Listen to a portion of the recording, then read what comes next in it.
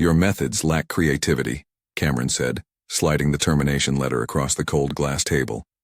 We need fresh ideas, not relics from the past, he added, as if the decision had been made long before I even walked into that room. My T. Name's Russell Hayes, 50 years old. And up until about 3 hours ago, I was the senior product designer at Crestview Innovations. 18 years, 18, dedicated to building the products that put this company on the map. Fired. Just like that. No warning, no performance review, no second chances. Funny how corporate folks like Cameron throw around words like efficiency and cost-cutting as if they're just business decisions, sterile and logical without realizing, or maybe they do, that behind those decisions there's a human being with bills, with a mortgage, with a family. But nah. To them, I was just a salary line that could be slashed in half and replaced with 2 kids fresh out of design school, willing to work 70 hours a week for a third of my pay, and a beer fridge in the office. What they didn't know, what they couldn't possibly understand, is that the product they just assigned to those rookies? That's mine. Every curve, every bolt, every intuitive feature that customers rave about. My fingerprints are all over it. They didn't know that, because they never bothered to ask how it all worked. For almost 2 decades, I sacrificed weekends, skipped family holidays, stayed up through the night sketching prototypes that later became our best-selling products, products that won awards, products that funded Cameron's bonus. But I wasn't the loud one in meetings. I didn't toss around buzzwords like disruption or synergy. I just showed up, did the work, and let the results speak. Apparently, that made me outdated. A relic, his word, not mine, and you know what, it stings. Not just because I got fired after all these years, but because it wasn't about performance, it was about image. Optics. We need someone younger, more in tune with social trends, he said last quarter. I should have known then. Should have. Packed up my office and walked out on my own terms, but loyalty? Loyalty kept me there. Stupid, right? It's wild. They thought I was leaving with nothing, but they didn't know that I'd been documenting everything for years. From the early sketches to the proprietary design processes no one else in that office even understands. I wasn't angry. Not yet, anyway. I was focused. So when Cameron looked at me today, expecting some outburst, some tearful plea, all he got was a quiet, "Thanks for the opportunity." I picked up my worn leather notebook, the same one I used to design our flagship product, and walked out of that glass building with my head high. They thought I was done. But I wasn't. Not even close. When I first joined Crestview, it wasn't even called that. Back then, it was a scrappy little startup renting space above an auto shop. We were 6 people sharing one coffee maker and a dream. Build something that could compete with the big players. They brought me in because they needed someone who could turn wild ideas into actual products, not just pretty slides for investor meetings. Over the years, I watched that place grow from a cramped loft to a glass-towered headquarters downtown. From one product line to a diversified portfolio sold in over 30 countries. And I wasn't just along for the ride, I was driving it. Every product launch, every trade show, every late-night redesign to fix some last-minute glitch. It used to feel like family. We celebrated each other's wins, pulled all-nighters fueled by cold pizza and ambition. But as the money rolled in, so did the consultants and the buzzwords. Suddenly, everything was about market positioning and quarterly growth targets. What they didn't realize was that for me, it had never been about the title or the paycheck. It was about building something that lasted, something real. The shift wasn't sudden. It crept in quietly, like a slow leak you don't notice until the floor is already warped. First, they started bringing in these innovation consultants, slick folks in tailored suits who spoke in acronyms and acted like they'd invented creativity itself. Then, they reorganized the design team, splitting it into agile pods, assigning junior designers to lead projects I'd been refining for years. My name started disappearing from meeting invites. I'd walk past the glass-walled conference room and see them in there, brainstorming on whiteboards, pitching ideas that I'd already tested and discarded 5 years ago. No one asked for my input. No one even looked my way. They shifted my office, well, downgraded it really, from the corner with natural light to a cramped cubicle next to the printer. We're reconfiguring the workspace for better collaboration, they said. Right. Then they brought in Marcus, 27 years old, fresh from some design school in Brooklyn. He had this manic energy, wore ironic t-shirts, and talked endlessly about design thinking and emotional resonance. The team loved him. Upper management adored him. And just like that, the projects I'd led for years were handed over to Marcus and his squad of digital natives. It's not personal, Cameron said in one of our rare one-on-ones. We just need fresh perspectives to stay competitive. Not personal. I'd given 18 years of my life to that place.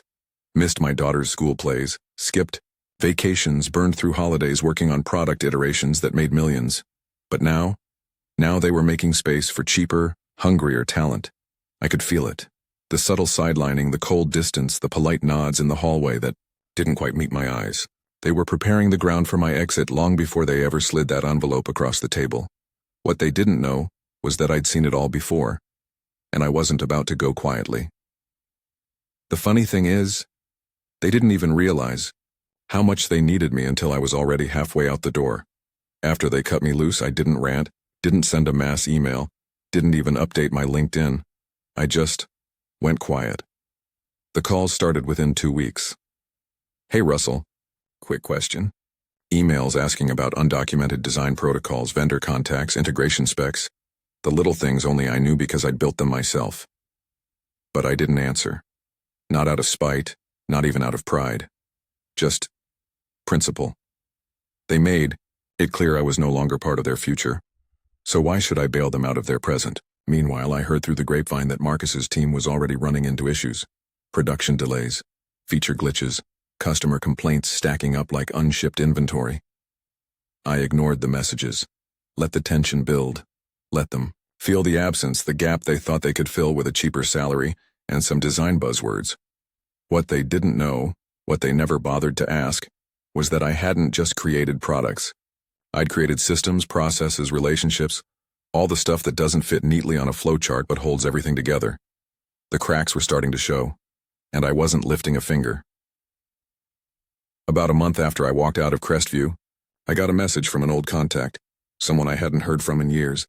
Elise Grant, now VP of Product at Solistech, a fast-rising competitor in the same space. Heard you're no longer at Crestview, she wrote. Let's talk. At first I ignored it, wasn't ready to jump into anything yet. But then another message came, and this time she didn't just say let's talk. She said, we've been following your work for years. We know what you're capable of. We don't need buzzwords, we need results. That got my attention. So we met for coffee. No fancy conference rooms, no HR reps, just two people who understood product design and what it really takes to make something last. Elise laid it out straight. Solistech wanted me to lead a new division with full autonomy. No consultants, no layers of middle management, just me and a team of experienced designers ready to build something revolutionary. She didn't even flinch when I quoted my rate. And here's the kicker. They were about to go head-to-head with Crestview on their latest product launch, the very same product line I'd spent years perfecting, the one Marcus and his team were now bungling into a slow-motion disaster. The temptation to say yes on the spot was overwhelming, but I didn't. I took a beat, looked at Elise, and asked, why me? She smiled, leaned back in her chair. Because you know how to build things that last, and you know what happens when companies forget the value of people like you. That's when I knew. I signed the offer that afternoon. Over the next few weeks, I assembled a hand-picked team, some ex-colleagues from way back, a few freelancers I'd mentored over the years. People who knew how to work smart, not just fast. Meanwhile, the stories about Crestview kept rolling in. Delays, lawsuits over missed deadlines, customers jumping ship to competitors who could actually deliver. They called me. Oh, they called. Cameron specifically. 3 voicemails in 1 week. Hey Russell, hope you're well. We'd love to consult with you on some of the legacy systems. Maybe you could advise the new team. I didn't return a single one. Because here's the thing. They fired me after 18 years, thinking I was just an overhead cost. But I wasn't. I was the foundation. And when you yank out the foundation, the whole structure shakes. Solistech's launch went off without a hitch. Cleaner design, better performance, lower production costs. The market noticed, customers noticed, and so did Crestview. The last time I saw Cameron's name pop up on my phone, I just let it ring, smiled, and went back to work. Not out of anger, not out of revenge, just focus. Because sometimes, the best way to win is to let them realize what they lost. By the time Solistech's product dominated the market, Crestview was already spiraling. It started quietly, missed milestones, vague updates to shareholders, a few key clients pulling out to explore other partnerships. But soon enough, the cracks became impossible to plaster over. The product line I'd built, my legacy, was now their biggest liability. Features that never worked quite right, user experience nightmares, suppliers threatening lawsuits over unpaid invoices, and every attempt they made to fix it just made things worse. Marcus, I heard, left after just 6 months, burned out, couldn't handle the pressure. Can't say I blamed him. They threw him into deep waters without even a map, convinced that youth and a few trendy design principles could replace experience and instinct. Then came the legal threats. I remember sitting on my porch one morning, coffee in hand, watching the sunrise over the hills when my phone buzzed. It was a formal letter from Crestview's legal team, inviting me to consult on the system issues that had emerged post-departure. Veiled threats about my obligations and intellectual property rights. I chuckled, because what they didn't know, what they never cared to ask, was that I'd covered myself years ago. My contracts, my documentation, everything was airtight. The designs were theirs, sure, but the knowledge of how it all worked? That had always lived up here, with me. Their panic only grew as their clients defected one by one. Solistech's phones were ringing non-stop, onboarding customers that used to be Crestview's bread and butter. Cameron sent me one last message. Short, desperate. Please call me. I didn't, because by then, it wasn't personal. It was just inevitable. They fired me after 18 years thinking I was disposable. What they didn't realize was that I wasn't the obstacle. I was the glue. And once they tore me out, well, the whole thing collapsed right on schedule. It wasn't until months later that I learned just how deep the rabbit hole went. I'd always suspected there was more to my firing than just cost-cutting and the cliché of bringing in fresh talent. But I never expected this. An old colleague, Dana from procurement, reached out one evening. "You got a minute?" her message said. We hadn't spoken since I left, so I figured it was casual.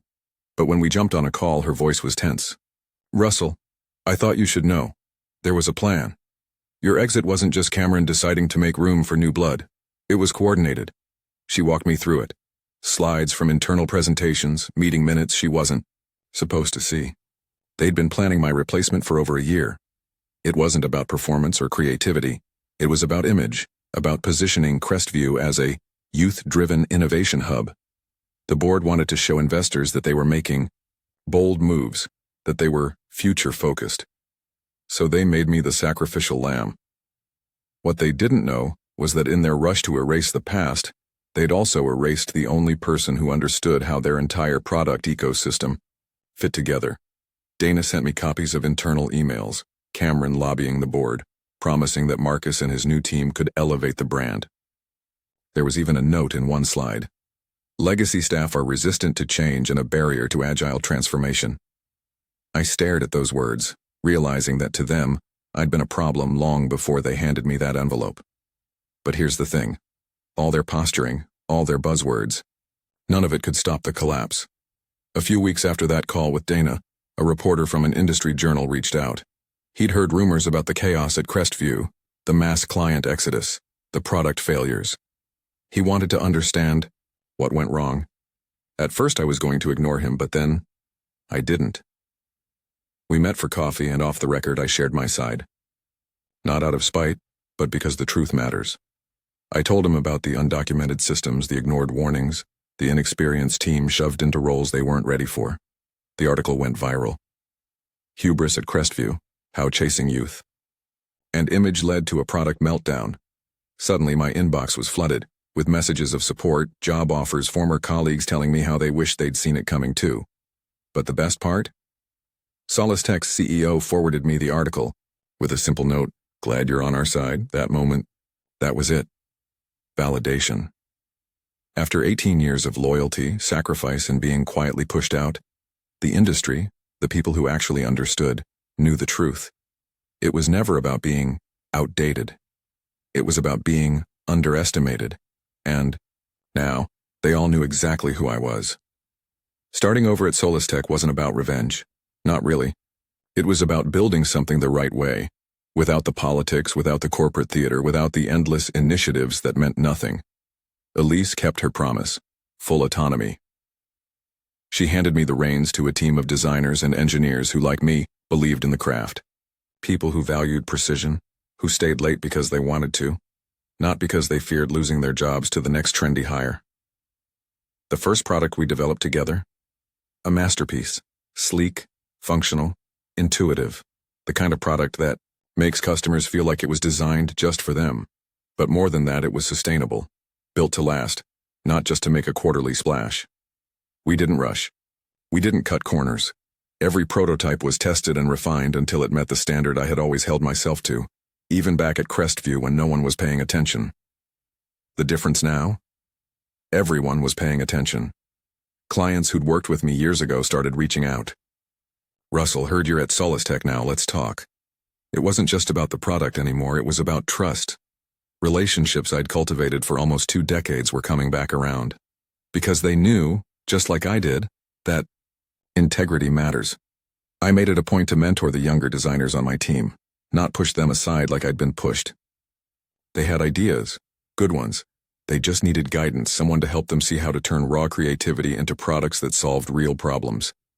One of them, Jenna, reminded me of myself 20 years ago, head full of concepts, unsure how to bring them to life. Watching her lead her first project, seeing her confidence grow, that was better than any award, any bonus check. Meanwhile, Crestview continued its slow, inevitable descent. Lawsuits piled up. The board ousted Cameron. Marcus resurfaced at some boutique agency, posting motivational quotes on LinkedIn like nothing had happened. But I wasn't watching closely anymore. I was too busy building something new, something solid. For the first time in years, I wasn't looking over my shoulder, waiting for the next round of cost-cutting or restructuring. I was leading a team, shaping products, setting standards, not because someone told me to, but because I believed in it. That's the thing about being underestimated.